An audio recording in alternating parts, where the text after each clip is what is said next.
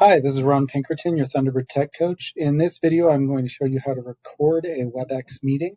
A few of you have asked for instructions on doing that. So we're going to start by going into our classroom and we're just going to start a meeting. Now for this meeting, I am not going to invite anyone, so it's just going to be me there. But it's actually still a little helpful to see how this is set up. So for example, let's say I've started a meeting. I got there a little early because I want to get it set up before my students join. So I would go in and I'd click on that participant so that I can see that participants window. I click on the chat so that that's ready to go. And then the one last thing that I want to click on once I'm getting this all set up is this button right here. This is the recorder button. I click recorder, I click record, and this is telling me that I'm recording. Now, this box is going to stay open unless you close it. So you go ahead and close that box out. But this right up here, this little red dot, that's going to let me know that the meeting is being recorded. Keep in mind, your students will also see that. That's their indication that it's being recorded.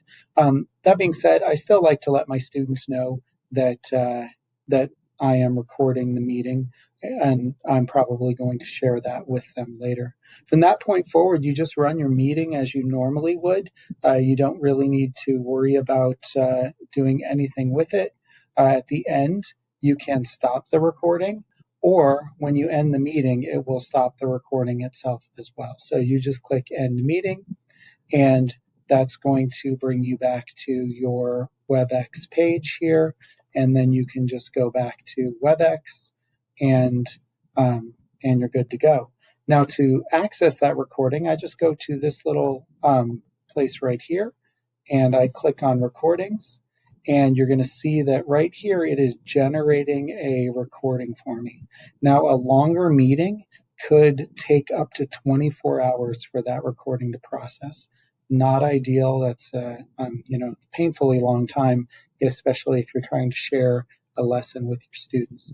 But right now that's what we've got. Hopefully they will be able to speed that process up in the future. All right. Once you have the recording, let's take a look at this one down here. Once you have the recording processed, there are some things that you can do with it. Now, another video I've created shows you how to access the chat that happened during that recording and how to access the attendance there, so I'm not going to go through that.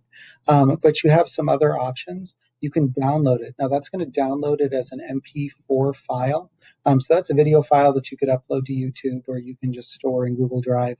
But if you download that, you're not going to get those chat and attendance items.